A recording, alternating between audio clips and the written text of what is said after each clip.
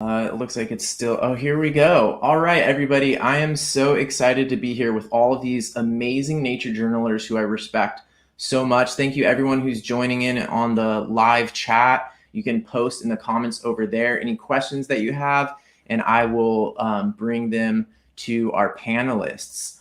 So let's go. I want to just welcome everybody and say thank you to all of my amazing panelists today. And let's just start right off with maybe sharing some recent pages of your nature journals that capture some of this climate change related topic that we're about to dive into. So just so we can see some pages and kind of get an idea a little bit of what your pages look like, and then we'll get into some more thematic questions. So let's start with, let's go in this order: Karen, Kim, Dionne, and then Robin. So Karen, go ahead and introduce yourself and share a couple of your pages real quick. Okay, hi, I'm Karen Romano Young, and I am a children's book author, but then also a science comic creator. I'm just looking for the right window here. Hang on. I create a comic called Antarctic Log. And here's an example of it. This is the most recent log. Antarctic Log started off being about Antarctica because I was going there to do nature journaling and wanted a format that I could share on social media. And it is now 202 episodes strong. I've been doing it since 2017, and this is the most recent one that covers some of the demonstrations at the COP26 conference.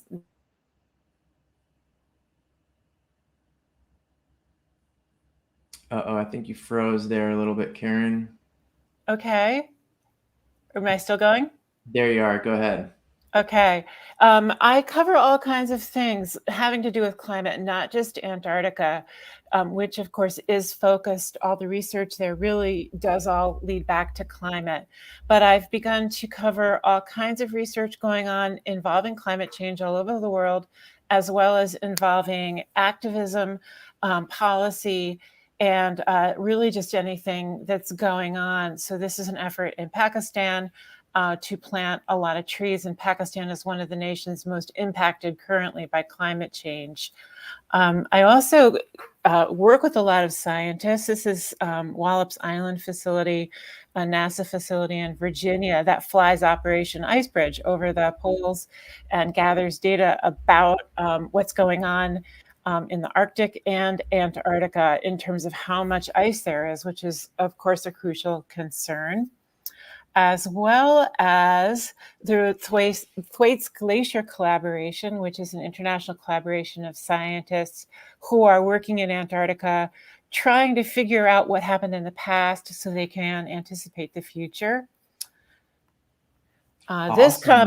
This comic was recently about a much more literally grassroots organization involving AmeriCorps and a section of it that is the Civilian Climate Corps. Great. I cover a lot of youth activists. I'm really fascinated by their lives.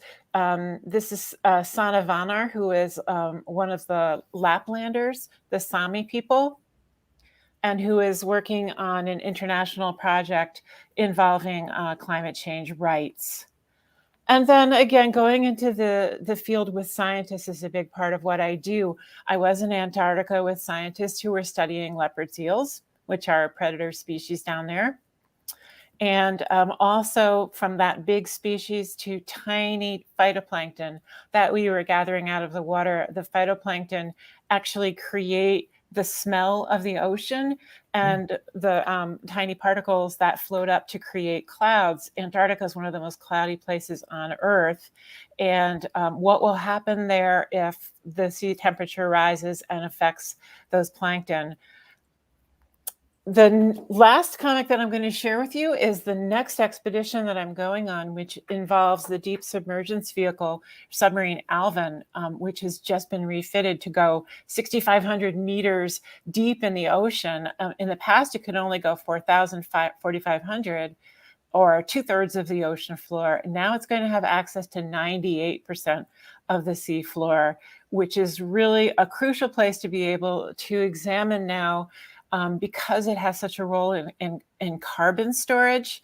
And at the same time, people are really considering it carefully for deep sea mining, because it has some of the metals that are involved in iPhone construction and wind farm construction and electric car batteries. And it's just crucial that we really understand what's going on down there before we start taking those metals out to use for these other things. So there's a lot to be discovered there. And right now, Alvin is out for sea trials. And when I go on board from Puerto Rico next Friday, it will be going out to make sure that it can really do the work that scientists need to do. So I'll be including the site where you can follow that mission in the chat. Great. Yeah, I'll post the link to that. Karen, thank you so much for sharing that. And Karen was a teacher at Wild Wonder. There's some comments over there from people who enjoyed your class. And I'll post the link in a moment. Thank you so much for sharing that, Karen. And one of the things we're going to talk about today is how Nature Journal can be a tool for communication, but how for a lot of people it's also a tool for personal learning. So thanks for sort of exemplifying the communication piece especially well. So next in order on my screen would be Kim.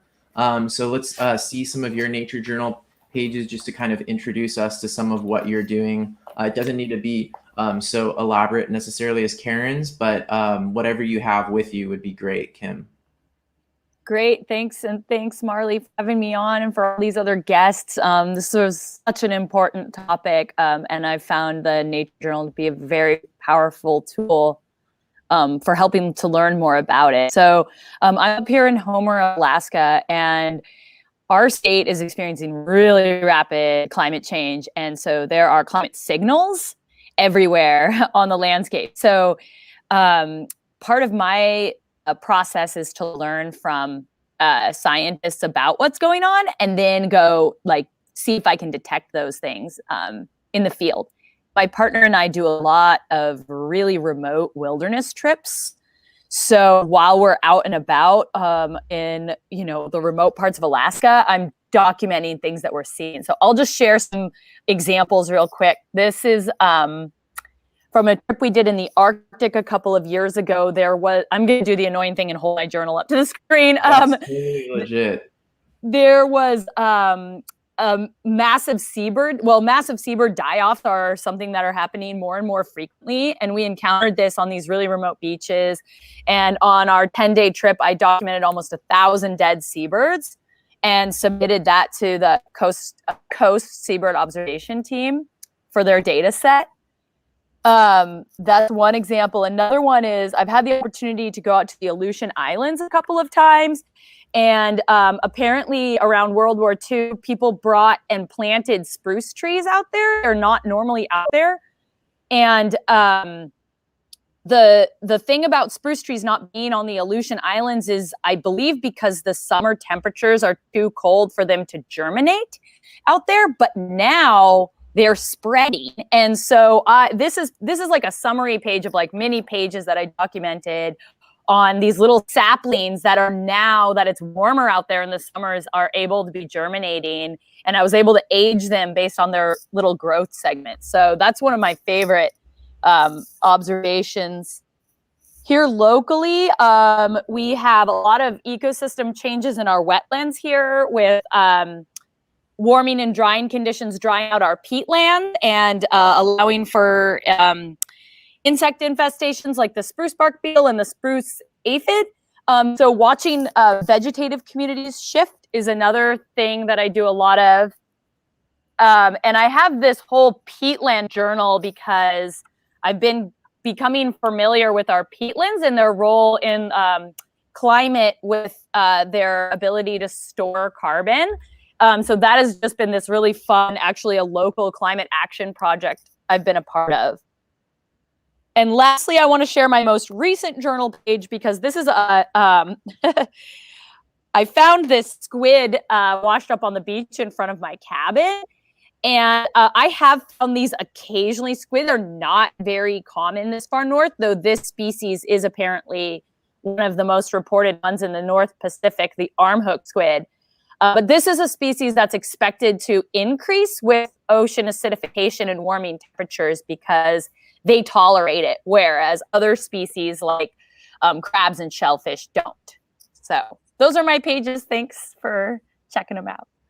Awesome. Thank you, Kim. And also there's, I should mention that pretty much everybody here has been on previous episodes of the Nature Journal show. So you can go back through the my channel and find interviews with them so you can learn more about each person's stuff individually. All right, next on my screen is Dionne. Go ahead and share some of your recent nature journaling pages and sort of introduce yourself and where you are.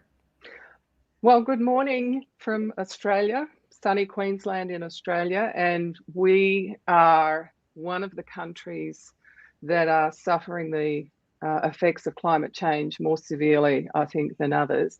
I'm not a scientist. I'm a nature journaler, and what's important to me is the involvement that I have in the work that I'm doing in encouraging general nature journalists, people like you and I, into the citizen science realm. And I've been working with the Australian Citizen Science Association on developing programs for bringing nature journaling into citizen science mandated and funded projects.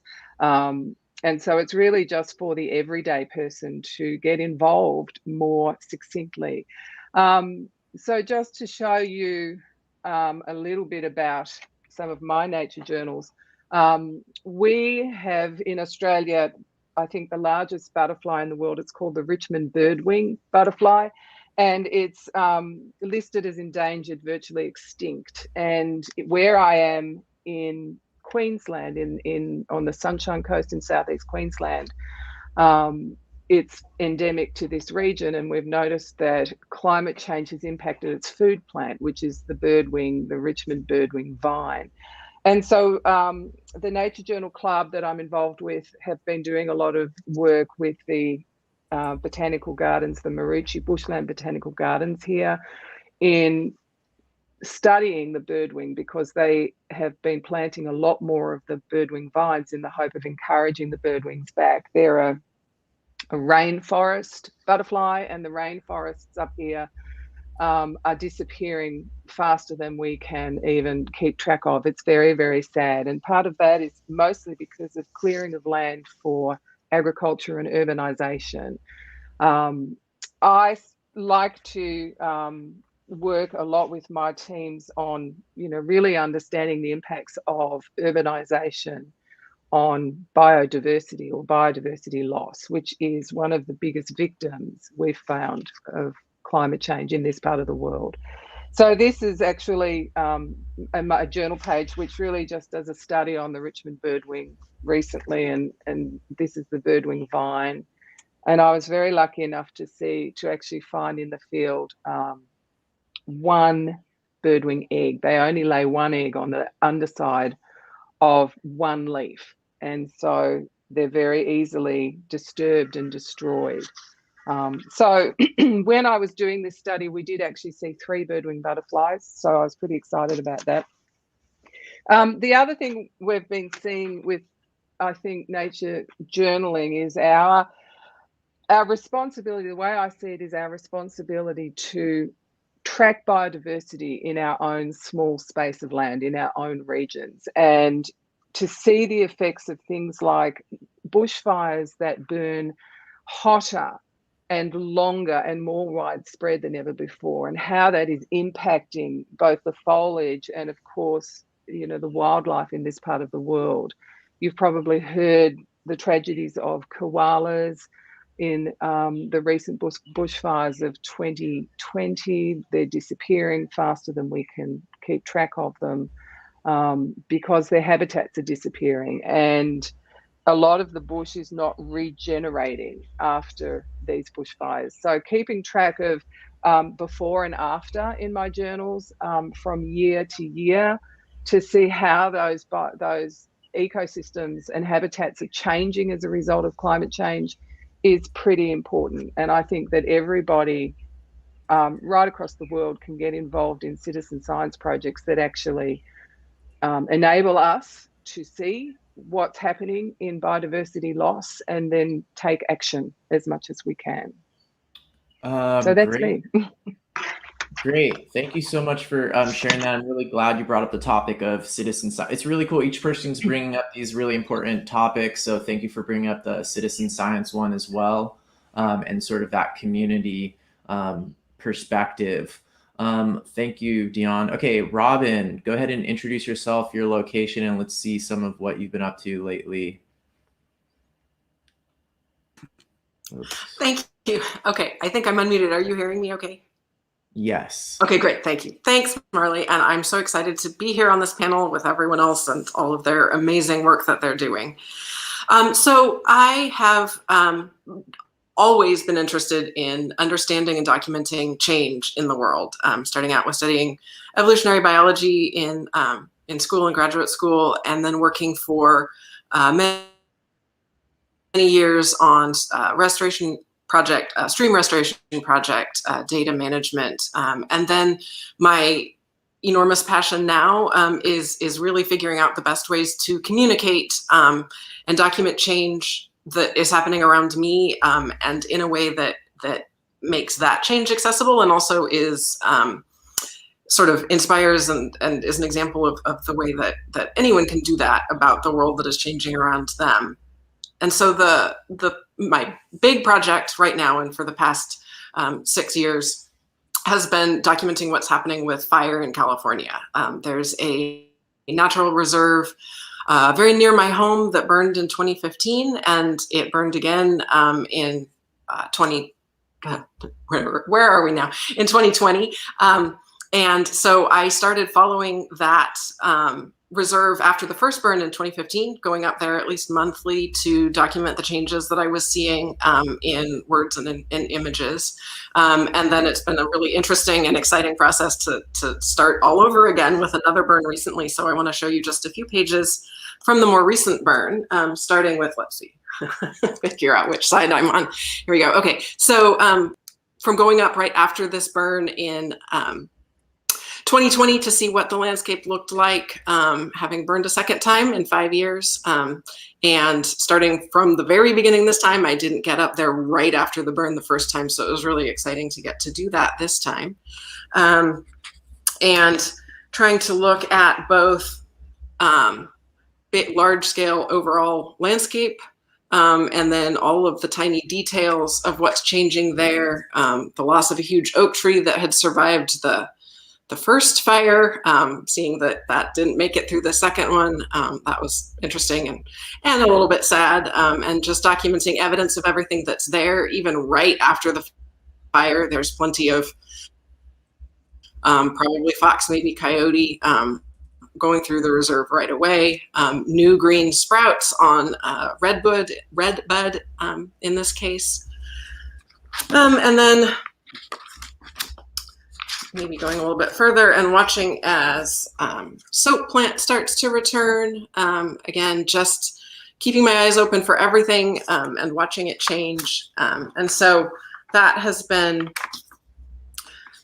just a really incredibly fascinating process to know this area. I knew it pretty well before the fire, and then getting to know it so deeply after the first fire, and then being able to compare the changes after that fire. And then now after this more recent one has been just an amazing process of getting to know a place so deeply and watching it change so dramatically and feeling like I'm really a part of those changes because I've had that commitment and have been there over this period of time, really being a part of everything and watching it change. And so I think that's a really wonderful way for people to experience all of the dramatic climate changes that are happening now, and to personalize them and to understand them incredibly deeply on a personal level. And also to understand, to be able to balance despair and hope and beauty and see the things that are surviving and how they're surviving, and then also understanding and documenting the things that are being lost, because things are very different up there at that reserve after the second fire, and there probably are some things that survived the first one but then because it burned again so soon, probably won't be coming back after the second one. And so I think it's really important to have that personal connection to those changes. Thanks. Great, thanks, Robin. So if anyone was maybe having, thank you so much, Robin. Robin has done some incredible work there and is pointing out some good ways that nature journaling in the same place over and over again can be a really powerful way to document and also just make your own personalizing it and kind of making that personal connection. I think that's super important. If you want to see more of Robin's work, I did post the links over there. And we'll be posting links for everybody's content throughout the show. Thanks everyone for sharing those pages. I like to start with some visual stuff for the visually oriented community that we have, and it looks like there's quite a few people joining in for the live today, so that's awesome. Just to set the tone, if it hasn't been set already, really want to kind of emphasize some of the classic nature journaling approaches as we go into this conversation that could be kind of depressing, or it could be, this conversation can be hard, I think, for a lot of people. Some people just don't want to talk about it at all. I wanted to just emphasize that we're going into this with curiosity and just sort of our normal nature journaling mindset of learning and being open to learning. So I think there's sort of several main categories that I want to talk about over the course of the show, and those being learning, like personal learning, the education piece, and then also personal change and personal action. So the first sort of place that I wanted to start with is something that John Muir Laws has said in the past. Is he says that nature journaling, one of the amazing things about nature journaling is it forces us to pay attention to something. Because if I were just taking a photo of something, I don't have to necessarily be there for that long. But if I'm drawing it or nature journaling it, it forces me to pay attention. And he equates sustained attention over time with love. So maybe just to start with, could you briefly kind of explain what you think about that quote from John Muir Laws, that attention is equal to love, and how that relates to your practice of visually recording information about something that could be really a depressing topic for a lot of people. And if that attention equals love thing doesn't really resonate with you, maybe you could share what it makes you think of, or let's hear your thoughts about that concept. So starting with Karen and going through our same cycle as before. Thanks, Marley. The thing that I love is stories. I love science and I love finding out what's going on. But when I pulled up to Palmer's Station and a scientist stood next to me and said, "See how much bare earth there is." The ice used to come all the way up to the shore, and now it's gone back a quarter of a mile. And see those islands over there? Those islands used to be under the ice, and we didn't know that they were islands until the ice receded from it. And that story, that there were people standing around me who remembered when no one knew that these pieces of rock were separate from the whole continent of Antarctica, was a big story to me. And to find a way to tell people that in a way that was as immediate as it had been for me became my goal. And I have really kept on looking for stories all the time, whether it's personal stories, something that's going on a government level, something that's going on in leadership, or something that I observe or that people are observing just out in their yards. One of the most moving to me comics that I did was when I started asking people what changes they had seen because of climate in their own backyards. Yeah. Wow. Thank you, Karen. Mm-hmm. Kim, how about you? How does attention and love relate to your practice of nature journaling, climate change? Yeah, thanks. I really appreciate that insight John Muir Laws has brought to us. And I have quite a few thoughts that I just really commend Karen for that insight into storytelling and sharing and making something personal.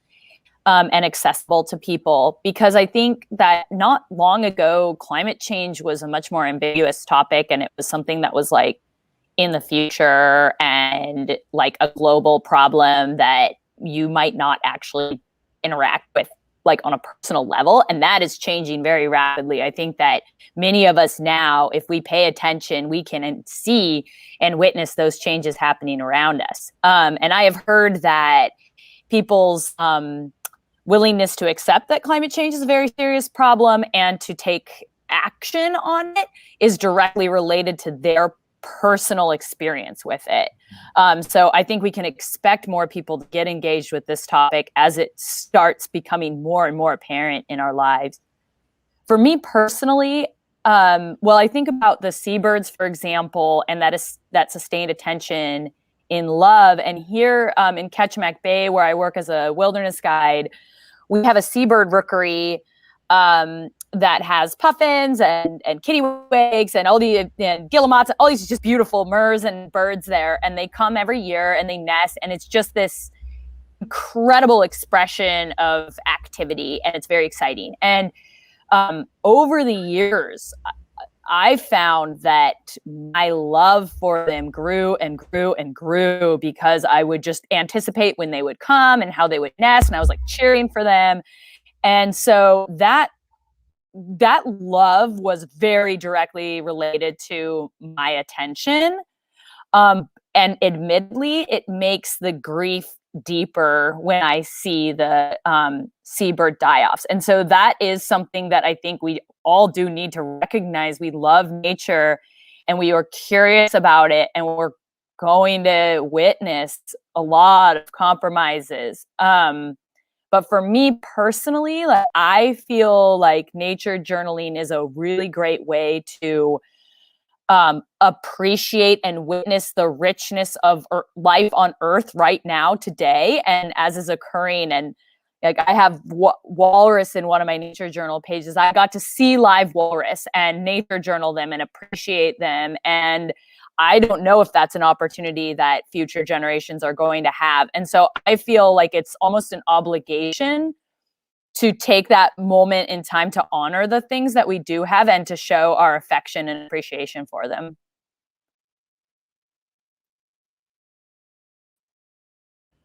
Oh, wow. Yeah, I think that's really important. And I'm just going to spotlight this comment from Rebecca here in the audience, that the grief is something that we are going to have to figure out how to process. I started with the question about love to start off on that, but we're already talking about grief and we're only halfway through the people, but that's good. And I think nature journaling I'll talk about this in a bit, but I do think that including our own emotions on our nature journal pages could be an important piece of this puzzle. All right, next let's go to Dionne, and maybe you could share a little bit about this idea of attention being love. Yes. So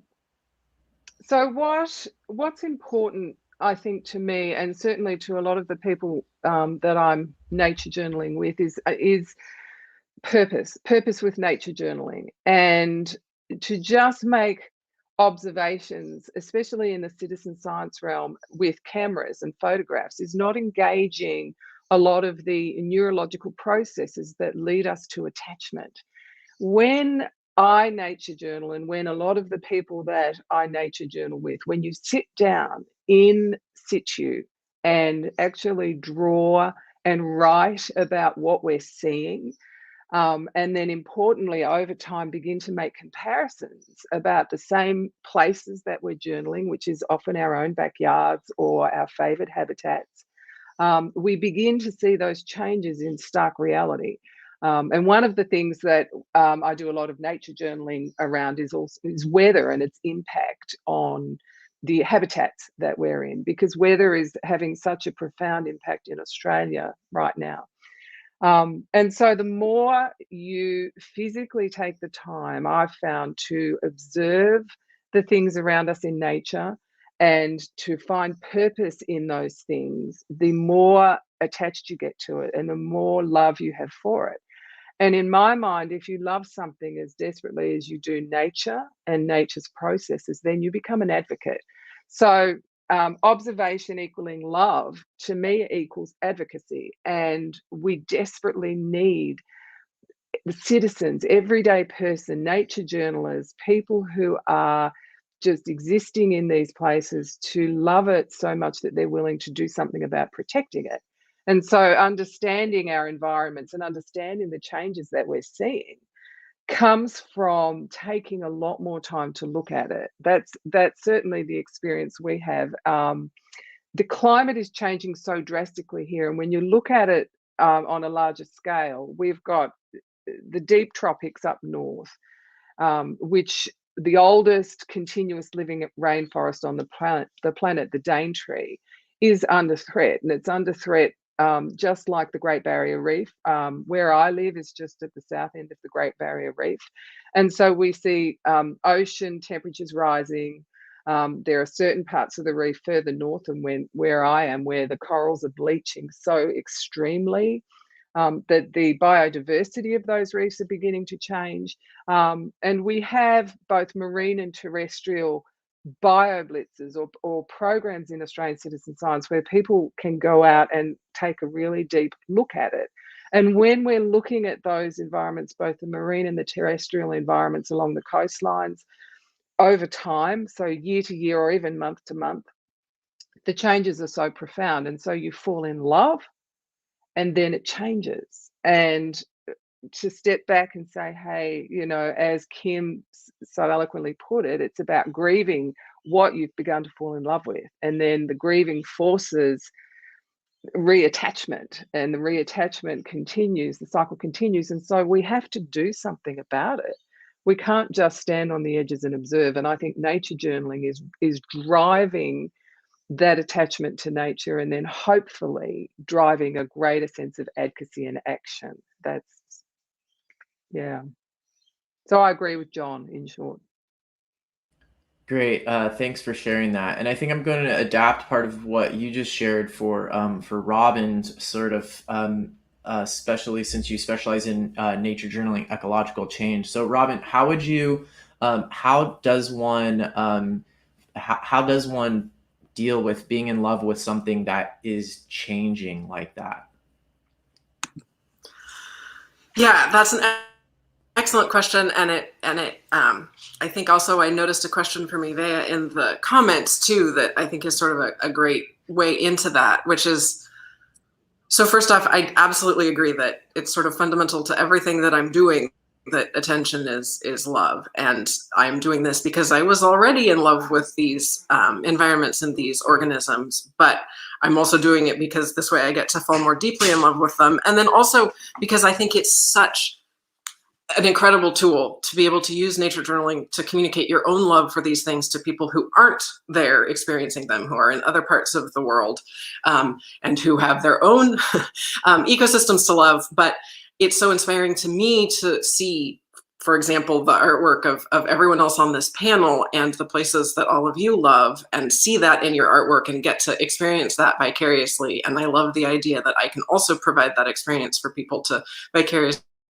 come to love these places, and I think that's just magic that we're able to do that all over the world. But absolutely, it is also, I think it has been for a very long time my way of dealing with the grief and the loss has been.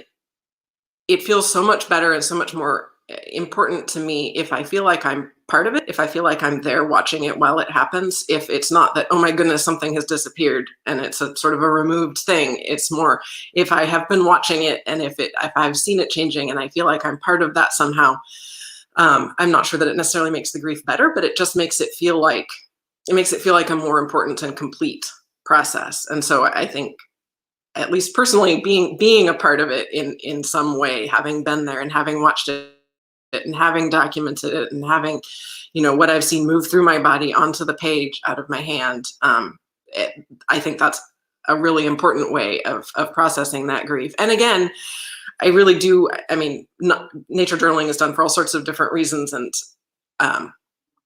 in many cases, people are doing it just personally for their own way of processing it. But I really, really do love it as a communication tool. I love being able to communicate that way myself, and I love being able to see what other people have done and learn from what they've done. And so I think, again, watching other people process the grief from places that I'm never going to be and never going to see also has a huge impact on the way that I understand what's happening all around the world. And I just find it incredibly helpful and wonderful and beautiful to watch these things happen through other people's eyes as well. And so I was going to say, Eva had asked specifically about what was disappearing this time. And so what has happened in this chaparral and oak woodland environment is that a lot of the plants that reproduce from bulbs or rhizomes or other underground storage structures like that have had a much harder time after the second fire. They didn't have enough time to recover. And then it also sounds like it's something that I haven't personally seen yet, but it sounds like the shrubs that need to return from seeds, not the ones that resprout from their bases. Those seem to be doing great, but the ones that need to come back from seeds haven't been coming back this time. And so beautiful things like ceanothus and manzanita may not be there in the same numbers that they were before. And so it's very strange because there were individual shrubs that I'd been visiting and watching grow, watching come back from seeds after the last fire. And it's strange to think those are those are gone now. But again, I'm so glad that I was there. I was part of that. I knew them, and now I know that they're gone. Wow, thank you. It's heavy. I'm trying not to like start just like crying over here, but okay. So I think the next thing, I feel like I could talk about these aspects of it for a long time with y'all, but I think one thing that would be cool to get into is sort of techniques or approaches, or like what are some nature journaling tools that people can use. So I think we've made a good case for how nature journaling can help on a personal level and on like a societal or global level. And we can get into that a little bit more again later, but maybe we could talk now about, what are some approaches that you have used? And we've heard some from some people already, but maybe we could just go into it a little bit more, like if there's specific techniques that you think people can use, or any recommendations in terms of like where they should nature journal, who they should nature journal with. Should they be focusing on like just making sure they include metadata, or maybe any just kind of like motivational tips, or like maybe things about like don't go too hard on yourself, or how to like process emotions, or how to bring up this topic at family gatherings, or share your pages with other people. Anything you have about like what other people can do to nature journal this topic in effective ways. And so let's go Karen, Kim, the same order. Thanks, Marley. That's a great question. And a hard enough question that I went and did a week study of it at the University of Connecticut a few years back. People have really been doing some research into how to tell these stories in ways that get other people to share the story on. And to simplify it seemed to be the big thing. They went out into the streets of a couple of Canadian cities and asked people what they knew about climate change. And they fudged around for a little bit, and they weren't really sure. And then other people were chatting with them and giving them the metaphor of the greenhouse and the blanket, and then a blanket around the earth holds the heat in, but also can keep the cold out, and that's what's being created by carbon dioxide and methane and some of the other gases that are coming off the fossil fuels. And it was just an interesting example to me of a way that giving people stories, giving people the words to talk about something in a way that is clear, so that, we all know what it's like to nerd out at one of these family parties or something. But how do you simplify it so that everyone can understand? In terms of technological things, I'm glad that you brought this up, because when I'm in a group like this, I feel a little embarrassed because everyone else, I think, is such a wonderful artist. I could no sooner sit with a sketchbook and draw a beautiful butterfly or a beautiful feather. And moreover, the things that I'm observing most of the time are going by too fast. I'm in a submarine workshop watching somebody do something, or an animal is going by. So I tend to have my camera in my hand and to draw from photographs afterwards, and to get things as far as I can by hand with black ink and magic marker, and then to scan them in. And I Photoshop in my speech bubbles, I Photoshop in my text or my scientist data, which I include sometimes. And at first, I really gave myself a hard time about that collaging kind of process, but that's just where I am. That's what allows me to tell the story that I need to tell.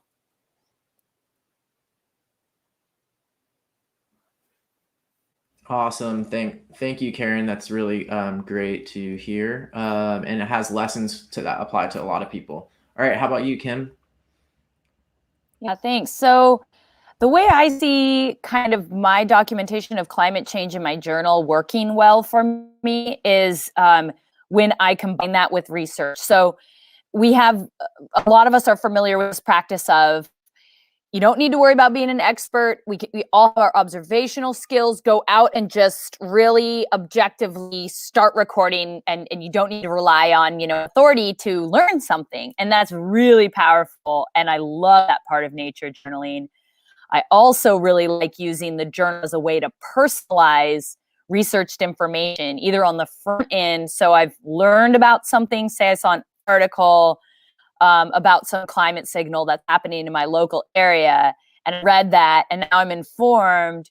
And then I'm out on the landscape, I'm like, oh, that's the thing. I see the thing that they were talking about. That's really cool. I'm going to nature journal about that and see if I can expand on it or learn a little bit more through my own observation.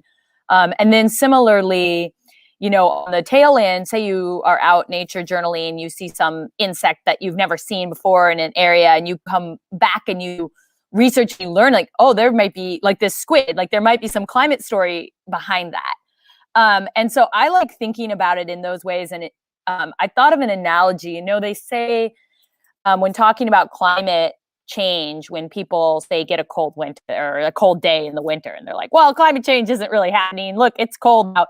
So we've learned to differentiate weather with climate.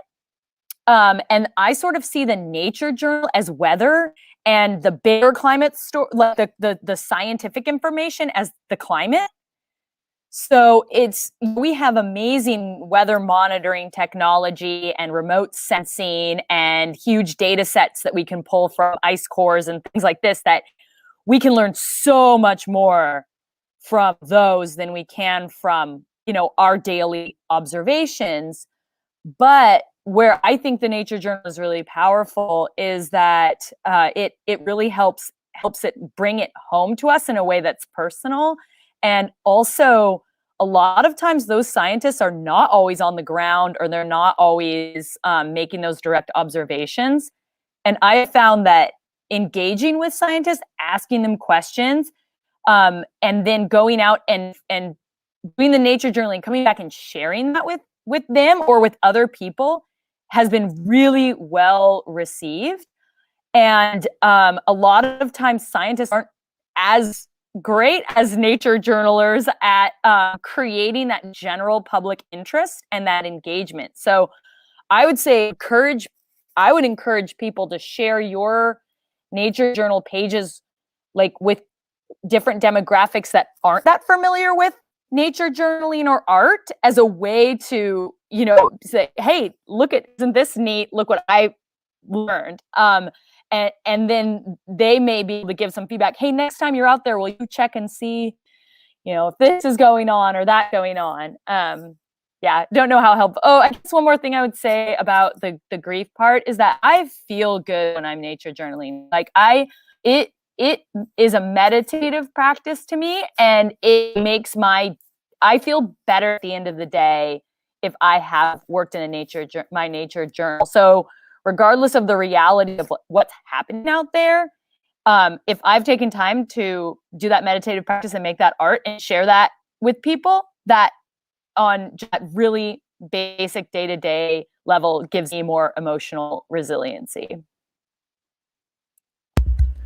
Yeah, thank you. That a couple of really big points there, but I think I'll just I feel like that is a really important one that we can't forget. Is even if it's just like your nature journaling practice is the thing that makes you feel like okay on like going on with like your other work and stuff like that. That and is just like regenerative. That's such an important thing, and that is something that nature journaling could potentially help some of these other scientists or climate activists who are just because the burnout thing is real when you're so focused on like trying to make the world a better place or something like that.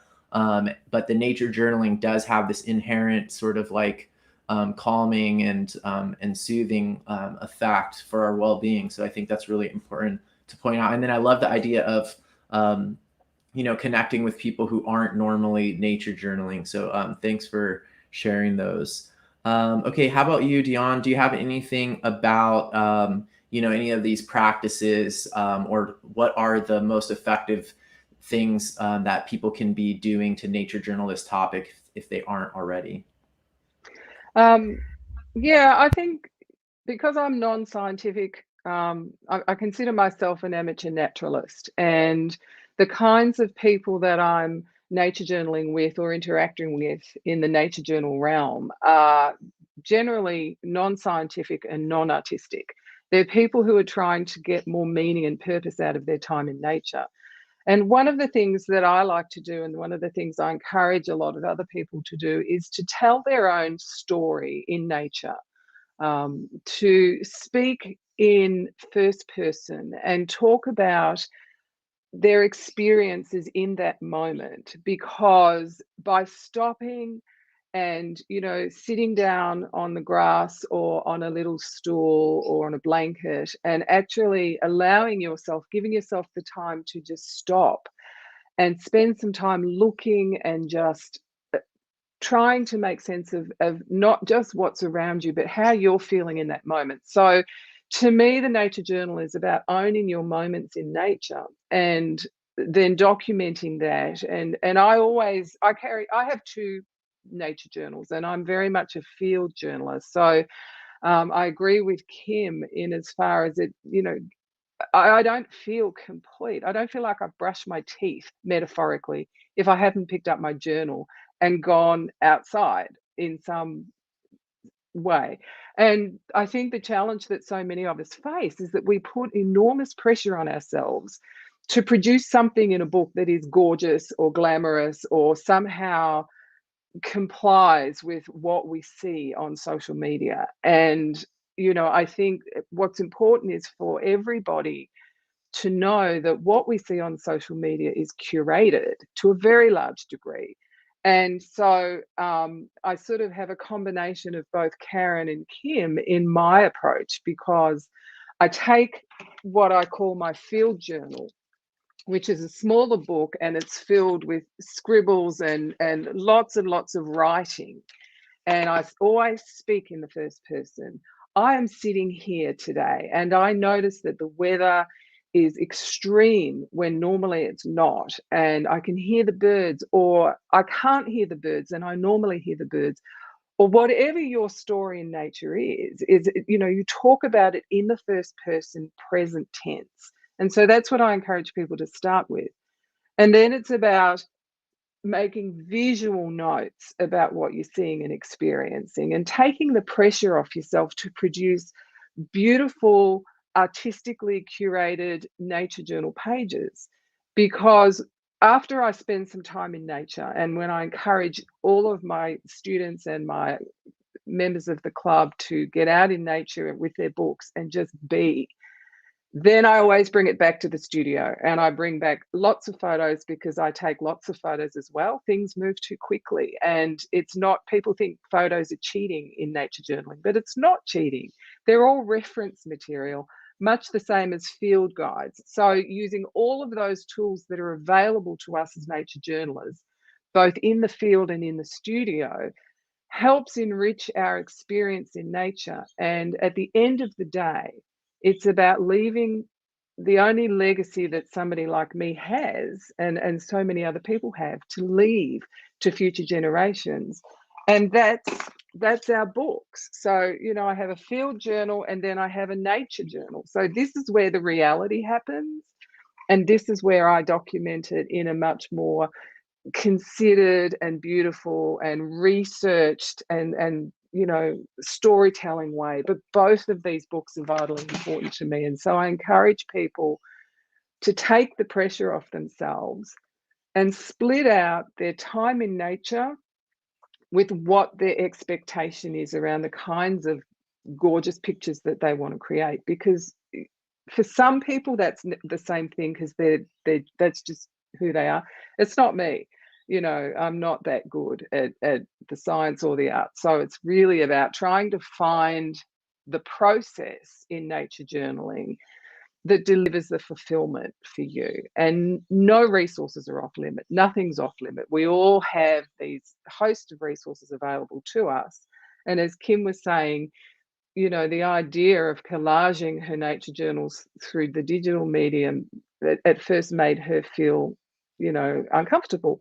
But it's a resource and a tool that enables her to embrace her experience and then communicate and deliver that experience to a wider audience. And at the end of the day, you know, most of us are not scientists and we're not researchers and we're not, you know, we're not at that level. We just want to make our observations and our contributions in the way that we personally can. So I think that's the message that I'd like to share with people from a nature journaling perspective.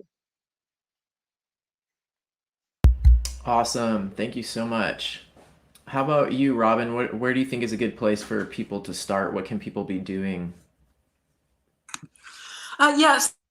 So I sort of want to emphasize that my big project right now, I picked a big, fairly showy, rapid ecosystem change topic to follow because it was local and it was accessible and it's super interesting and super important. But what I also find just as important and just as interesting, and am also trying to do as much as I can, is documenting much smaller, quieter, slower changes around me as well, and ones that are even closer to home. I mean, I'm about a 25-minute drive from the reserve that burned, which is still pretty close, but I'm also really interested in documenting what I see anytime I just walk outside my door and, you know, walk a few minutes to reach the agricultural fields that are outside the edges of town and things like that. And so I mean, I think it's really important to understand what is changing right around where you are at any given time, and that there's always something going on. There's always something climate related that's changing, but there are also things that, you know, don't in any obvious way fit into this larger picture of the current trends, but are still super interesting to follow and to know about, and just understanding your own place. And so I also do a lot of things like looking at you know, weeds in the fields, star thistle, and sorry, I have trouble with the reversed image, and the butterflies and skippers that are relying on them. And so more weeds. Sorry, there we go. So just little things that I can find, you know, just on foot, just from home. And I think I think that is the most important place to start, is to understand right where you are and what's right there, and not worry about exotic. Those are, well, they're exotic in one way because they're all introduced species, but they also seem totally commonplace and ordinary and uninteresting. But there's an entire world based around each of those plants and everything that lives on them, everything that is also thriving because of them, whether we want it to or not. And all of that is fascinating and important, and does fit into the larger picture of climate change too, even if it's not immediately obvious. So I think that's my most important recommendation for anyone, and something that I also try to make sure I stay grounded in, even while I'm looking at, you know, sort of bigger, showier, more attention grabbing topics as well. And I also did want to say about, because I saw another question of Ivea's go by about hope. And I think that, I mean, I sort of meant to say that at the end of my last question and didn't, which is that at the same time that I'm, you know, worrying about my shrub friends that might not be showing up again, Oh, and to clarify, it's not all ceanothus and all manzanita. It's the reseeding ones, because there are resprouting ones there too that seem to be doing okay. And the reseeding ones will come back, just probably not in as large numbers. But the other thing is, while I'm thinking about those, there's woodpeckers, several different species of woodpeckers that are absolutely thriving, for example, in that environment. They love the snags. The burned wood has created all sorts of opportunities with all of the beetles that have come and laid their eggs in the dead and dying wood. So there's tons of food resources for them and tons of nesting resources. And so every change opens up opportunities for things as well as closes them down for others. And being there and witnessing that makes an enormous difference in how I personally understand what's happening out there. It doesn't take away from all of the sadness of the things that we might be losing, but definitely seeing what opportunities it has also created is really, really important. Great. Yeah. Thanks for touching on that and the idea of just nature journaling what is right outside of your house, I think is obviously like a really powerful starting point that people sometimes forget. Wow, there's a lot of cool stuff going on in the chat. We won't be able to comment on all of these things, but I did just want to quickly share. There is this really nice comment here. I don't know if Karen saw this already, but it looks like there's some readers of your books here. Karen has a bunch of really great books, by the way, so definitely check those out. So just want to share that really quickly. And then I think that the next thing that we can talk about, the next, like, this will be sort of our last, like, really meaty question is what I want to talk about is sort of the like who question. So I think this came up a little bit in some of what y'all said about like who are the ones that are nature journaling and who are the people that, you know, aren't usually nature journaling right now. And I think a really important topic that comes up when talking about climate change is who is being most impacted and who is, you know, most responsible perhaps for the you know, some of these negative climate change impacts. So maybe we could just, I'll leave it pretty open because I don't want my brain to kind of narrow the conversation on this, but like when it comes to who, like who is the one, who are the people nature journaling, or maybe who could be nature journaling, and then also like who's being impacted the most, and who is likely to be impacted most, and who is more insulated from some of these, and how does that affect this whole topic? So maybe y'all could just sort of freestyle off of that, whatever thoughts come to your mind. So starting with Karen. That's a mouthful. I want to mention Julia Rothman, who wrote Nature Anatomy and who is also doing some really interesting work. Just anything that she observes in the course of a day. She's done a lot about COVID, but today she has a piece about a business in the New York Times business section. And the business section of the New York Times has been doing a lot of graphic stories. And that's really interesting to me because they're taking a different form of storytelling to an audience that typically is not looking at pictures of any kind. And I think that the fact that they're talking about businesses is opening up that audience to different formats of getting information. And I think that's really useful.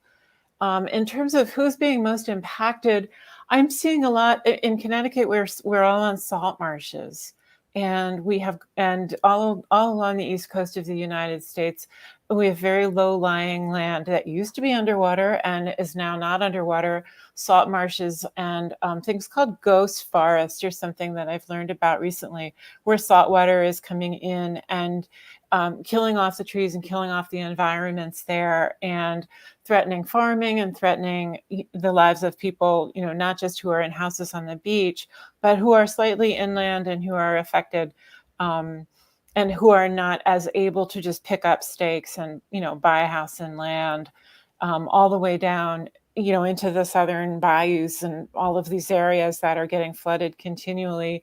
Miami, these places are all really being impacted, and the political environment is not necessarily getting the data to the people who really need it.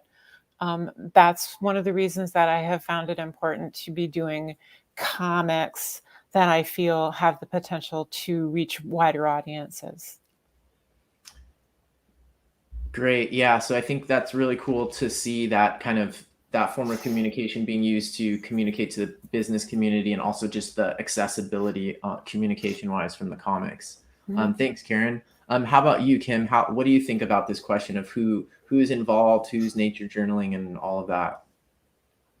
Yeah, I might take it away from necessarily the topic of nature journaling, just thinking about the climate impacts in general. And I think that we're all aware that there is a major, human rights crisis that's going to be unveiling here, because the people who are impoverished are going to be impacted more heavily, and probably are the least responsible for what's happening right now. And I think that's something that's coming to light globally.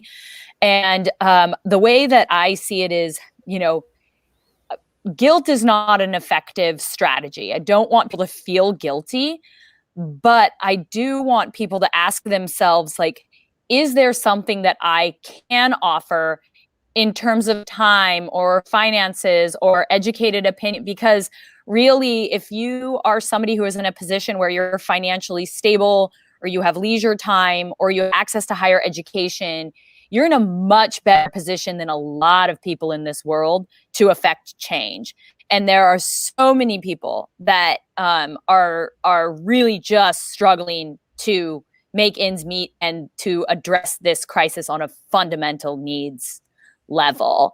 And so that I'll leave it at that. I think that's something that's growing in awareness, but I think that in terms of hope and what we can do, it can be very discouraging to wait for top-down leadership, and I don't think we should.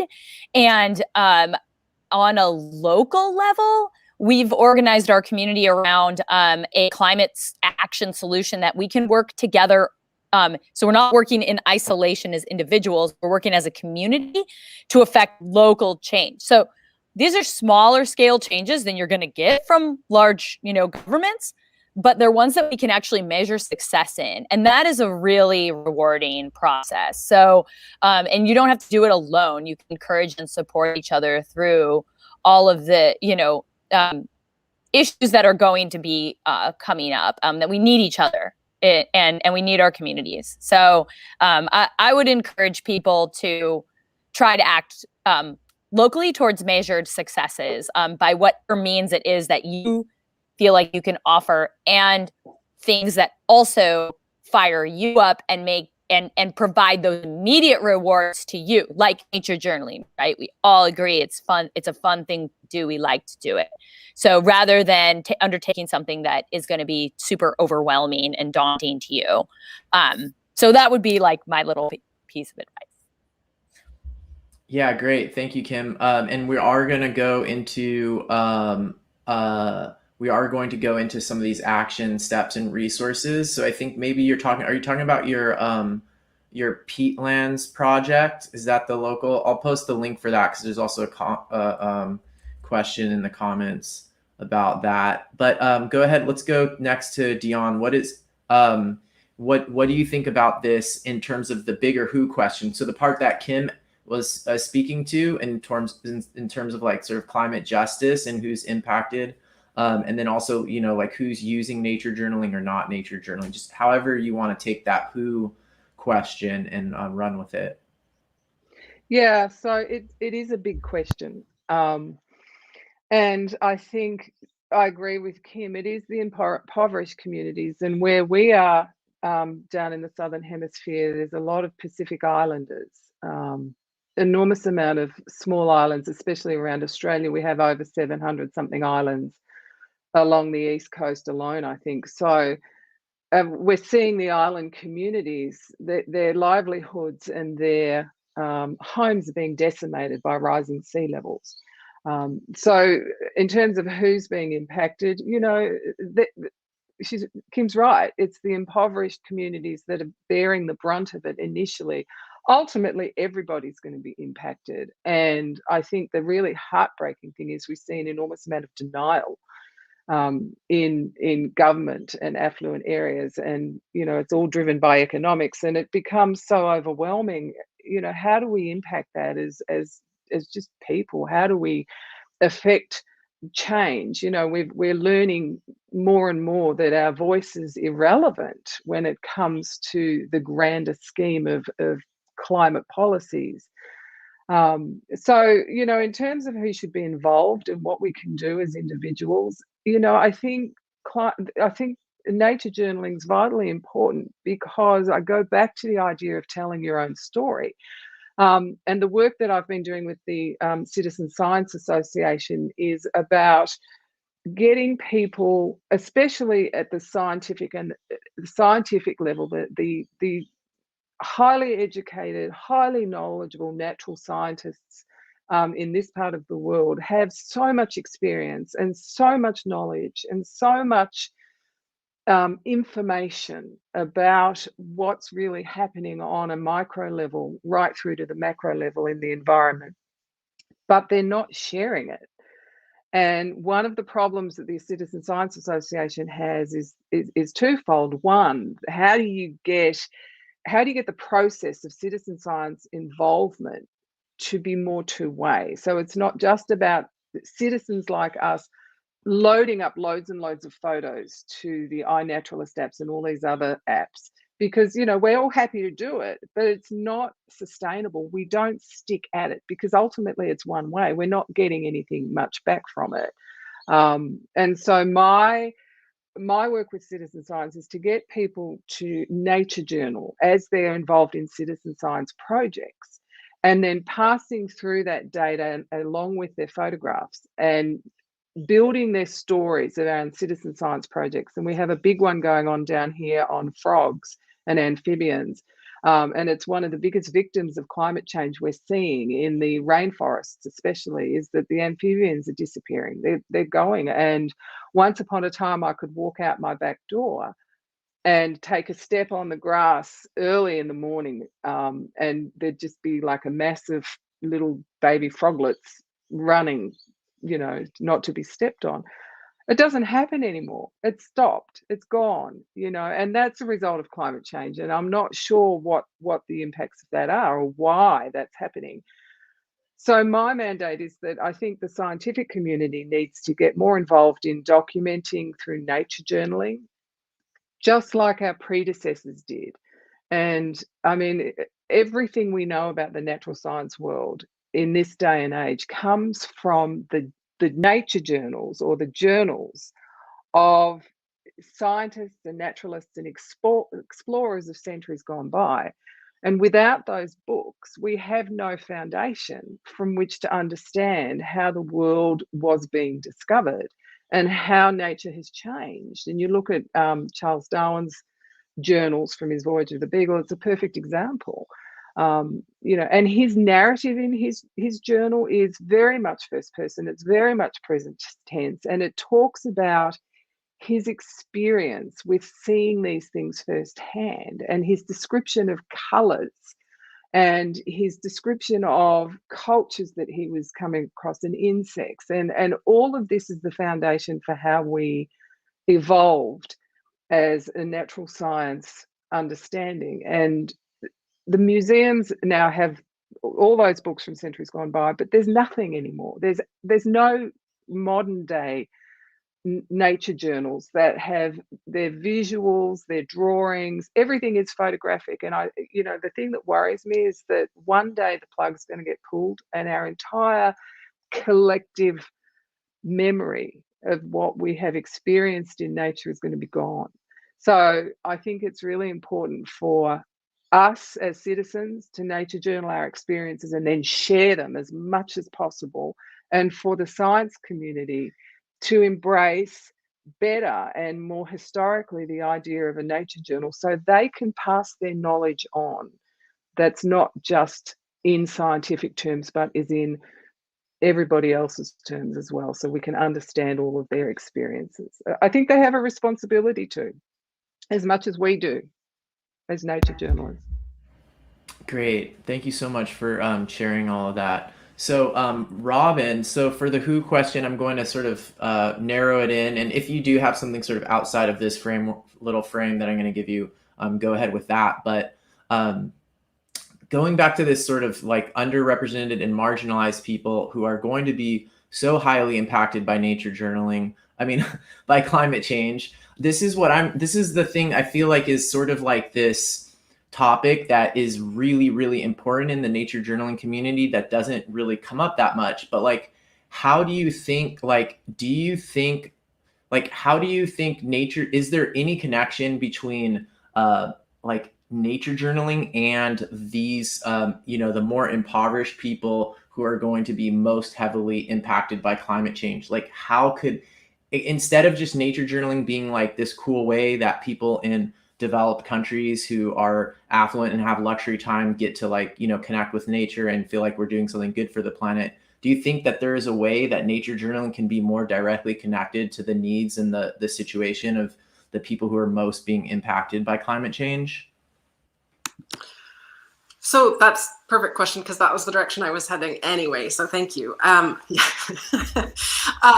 I mean, what I was going to say is I think this is, I think it's really important to come back to sustained attention equaling love, because we have to remember that we should be applying that to everything, not just to this nature that's out there that's separate from people. It's really, really important, and I try to make sure that I'm always taking this into account when I'm anywhere in something that feels like nature, that it's not something separate, and what you are in and experiencing was shaped by people. No matter where you are, it was shaped by people.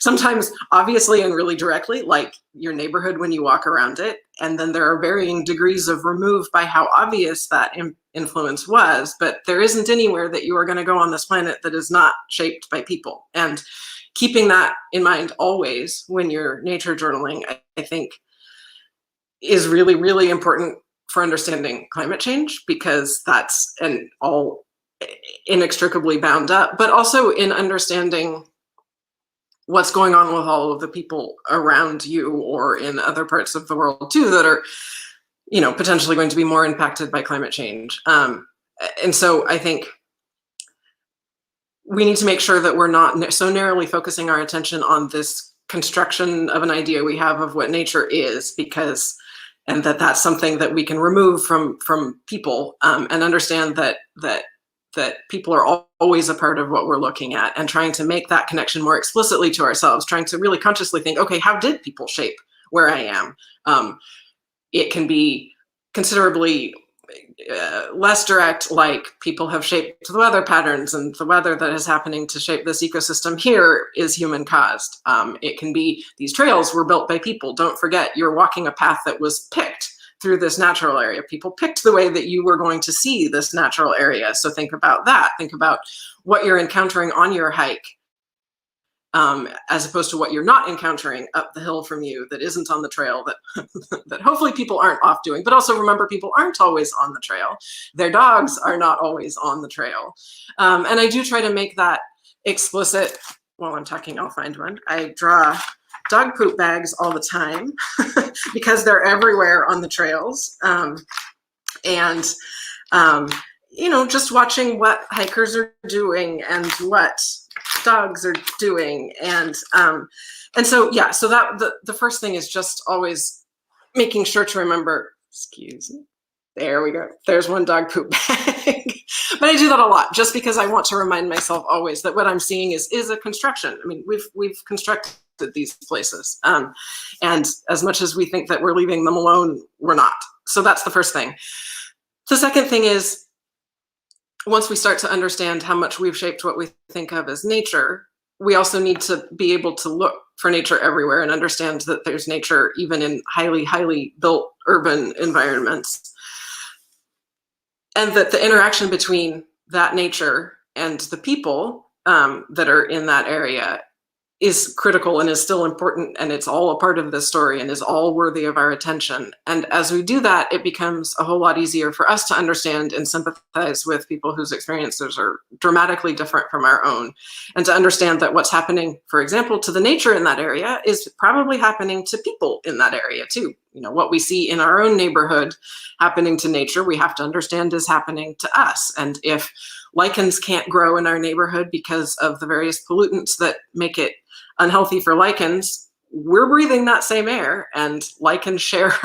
There's a lot of things that are unhealthy for lichens that are equally unhealthy for us. And so understanding that for us in our neighborhoods, and then being able to extend that to everyone in their own neighborhoods, and all of these changes that we are disproportionately adding to, most likely because of our economic situation and how many resources we're using.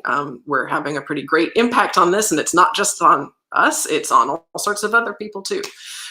So again, I think understanding that as a nature journaler, documenting the natural world really means documenting the entire world and paying attention to it and thinking very seriously about the rest of the people in that world as an important part of nature, I think is really key. And then as just a personal example, when I started following this natural reserve after the first fire and started thinking about the larger patterns of fire in California and the West, it very quickly, of course, came to be a story about people, because what happens with fire in the West is completely determined and constructed by people, and it in no way has to be the way that it is now. There are many, many people in California who understand, because they have a cultural memory of a much, much different relationship with fire. And it's very, very important to understand that, the Native American patterns of burning and of using fire to tend the landscape, and the fact that actually fire shaped this landscape to be what it looks like now, although of course now that's changing, but that a lot of things that we think are here just naturally because, that's just nature and it evolved that way. It didn't. That was made by people too, and through fire, and it created an amazing amount of biodiversity and an incredibly beautiful ecosystem. And because we have let go of that understanding of fire, we are now being forced to let go of those beautiful ecosystems. Great. Yeah, I think that's a really important point to make. I just recently read a book that I highly recommend called The Archipelago of Hope, and it's all about indigenous communities adapting to and dealing with and confronting climate change. And the author goes he goes all over the world, from Amazonian rainforests to places in Southeast Asia, and he visits Sami reindeer herders as well. And so Archipelago of Hope addresses some of that, because I think that is really important to think about, like the history of land management where we live and how that related to climate change, or maybe not very much climate changing for thousands of years. And then also how those people are dealing with it right now, especially since supposedly like 80% of the world's biodiversity reserves are still in places where the land is managed by indigenous people. So figuring out how to help these people deal with climate change is going to be really important, and also what we can potentially learn from them. So I highly recommend that book. Let's go into our last question here. This is sort of more of like a thought experiment. So let's pretend that we are, and then we can have an opportunity to share a couple more resources and links. I've been posting them throughout the show, but I'll add a couple more. Let's pretend that it is 100 years in the future, and each one of you are a person living at that time, 100 years in the future, and you are looking through the nature journals of Karen Romano Young, Kim Mcnett, Robin Carlson, and Dion Dior. What is your experience? Describe your experience as a person living in that time as you look through these nature journal pages. Starting with Karen.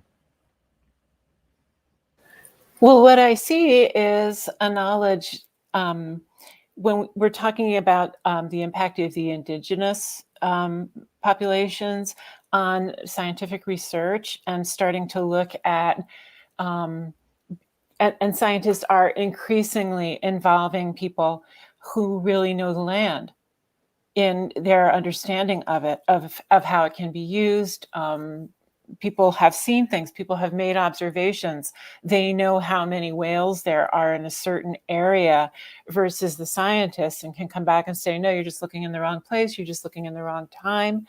It seems to me that nature journalists have the opportunity to observe what they're seeing around them in real time. and that in the future we will be coming back and relying on that.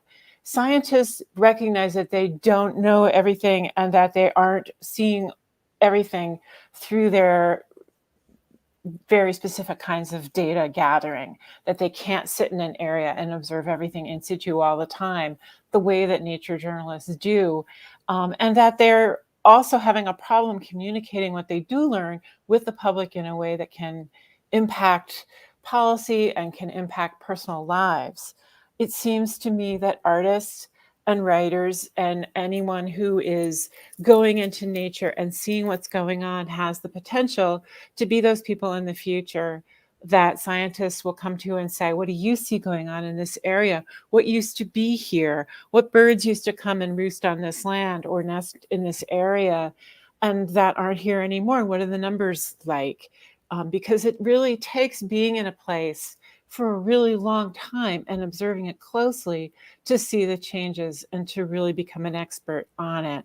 So hopefully people in the future, not me so much because I'm not sitting in the woods or, and really observing anything. Although I do walk in the woods every day and notice that everything is different every day. And but that's about as much as I can contribute to this kind of information gathering. But I think that more people doing journaling, more people focusing on a particular area and documenting it over a period of time have the power to really add to our understanding of the natural world and how it's changing. Great. Thank you, Karen. How about you, Kim? If you were a 30-year-old person living 100 years in the future and you were looking through your nature journal pages, what would your experience be like? Paint a picture of that for us. Wow, that's a tough one, Marley. I guess I have like mixed feelings about it because one of the things that I think really motivates me, despite the despair, is this idea that future generations will look back on this time in history and judge us for it.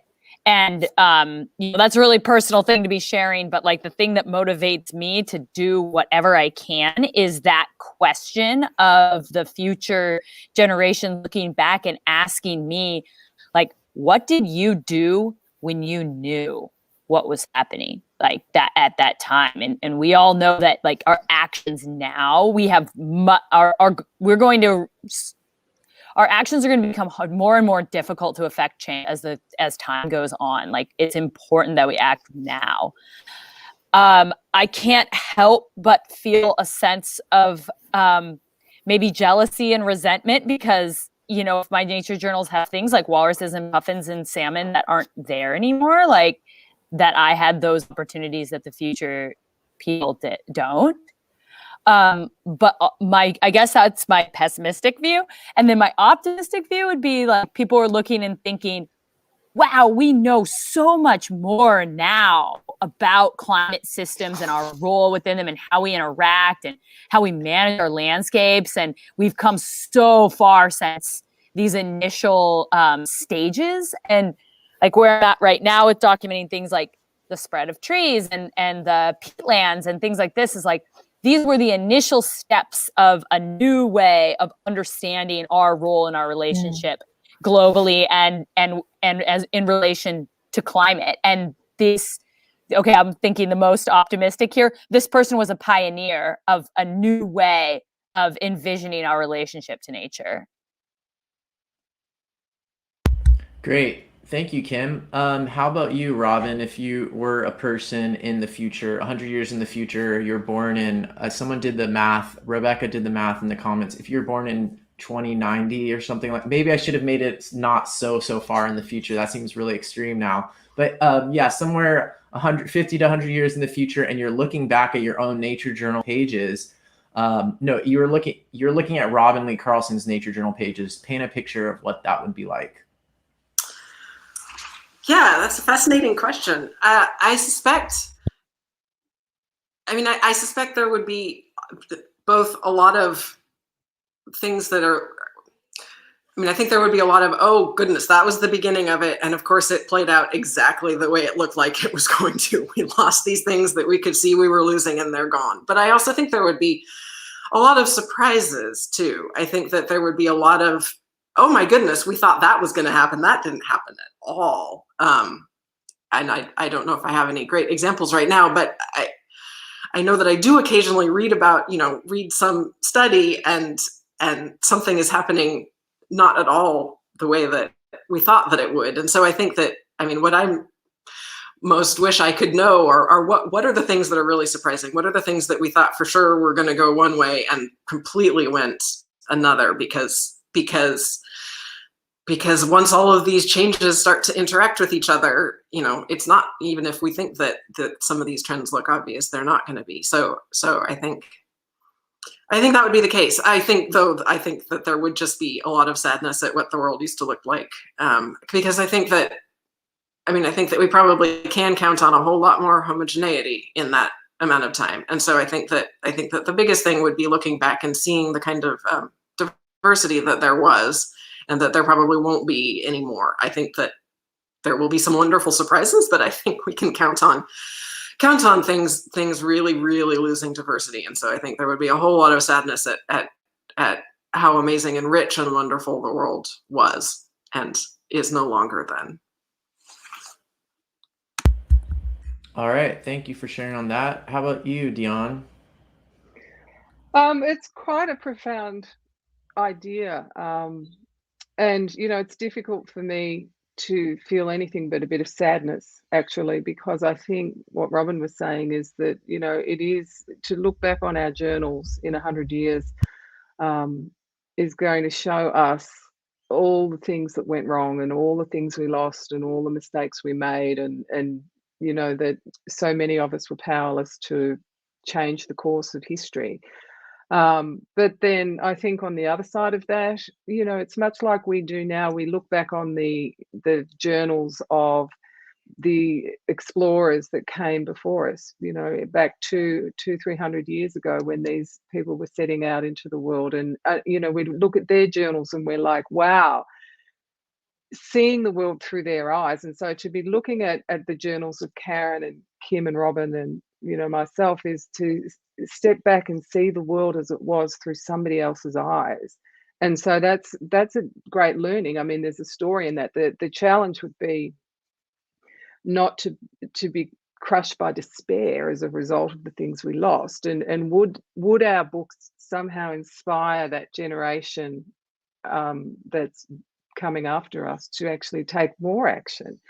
I think the biggest challenge with climate change for so many people in the world is this sense of powerlessness to do anything about it, that our own efforts are meaningless in the big ocean of what really needs to be done.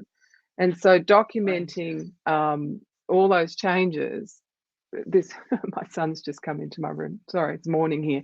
Documenting all those changes is just horrendous. So, to see them actually what it was like is just amazing. Off you go, sweetie. Sorry, everyone.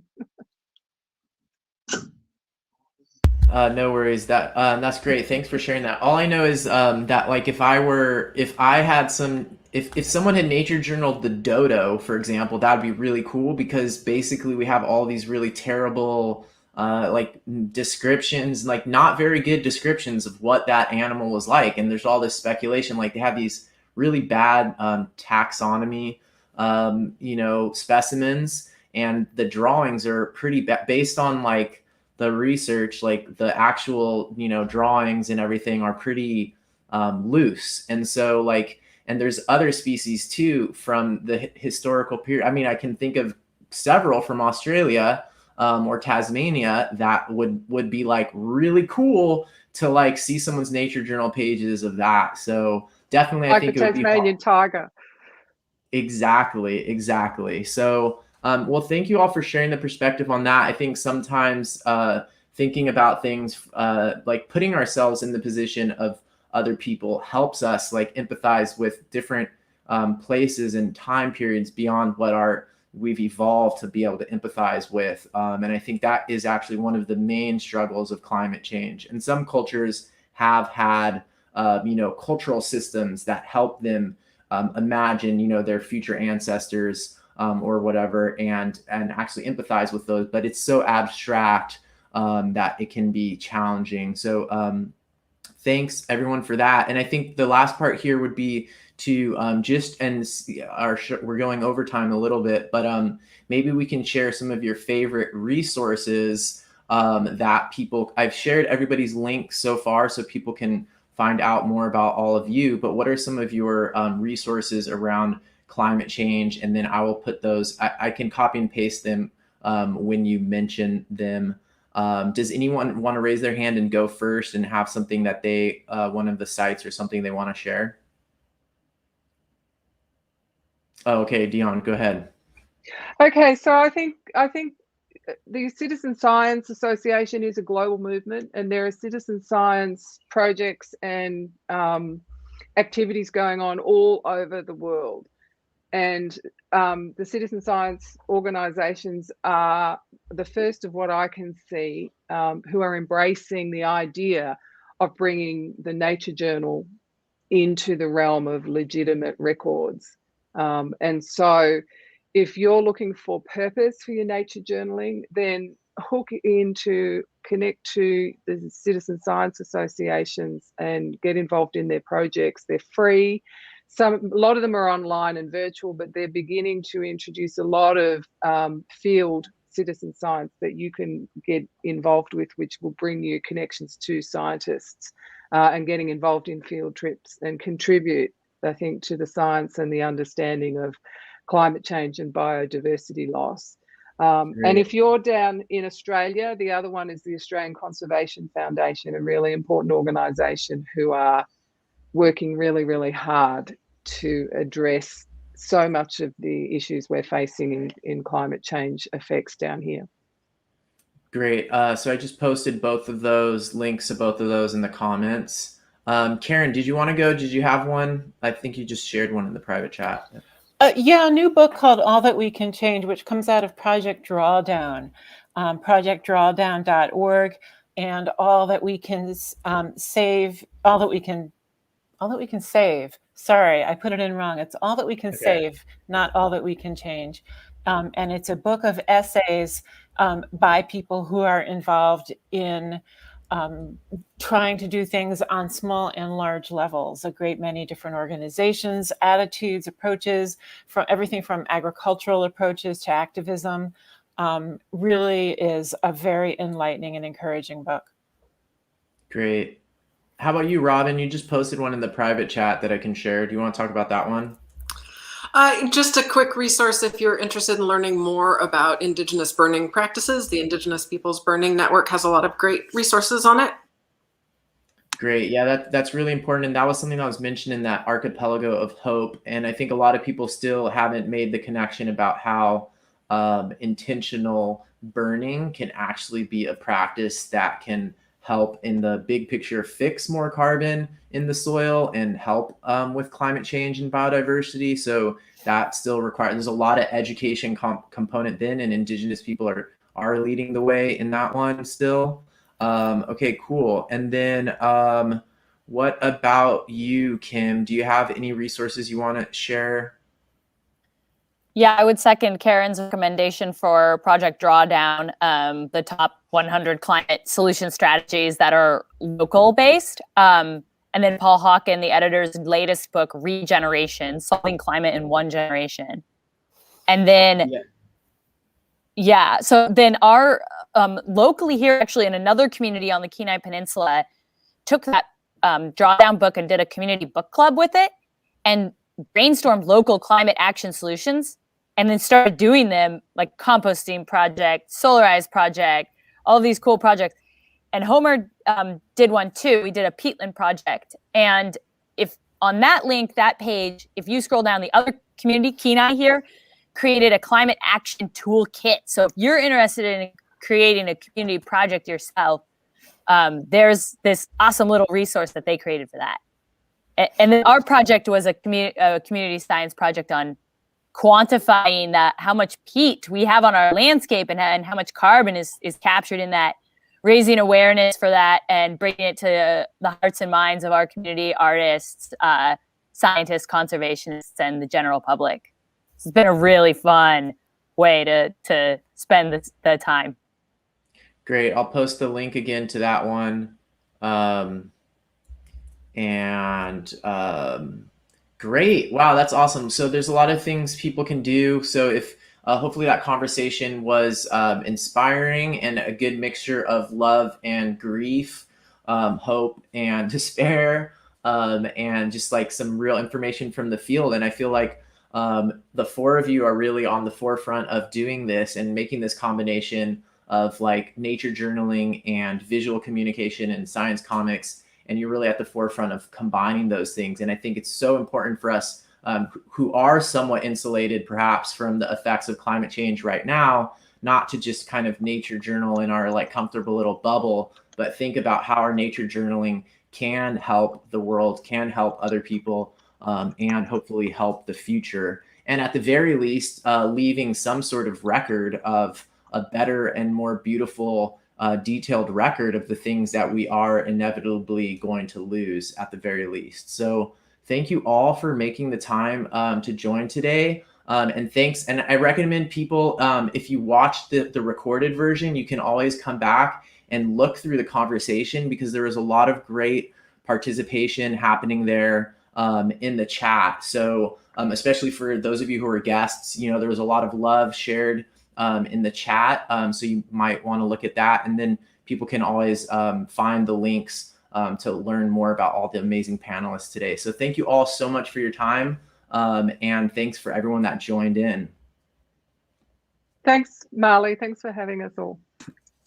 Thanks. Yes, thank everybody. you, Marley. Thanks, everybody. Thank you, everyone. It's great to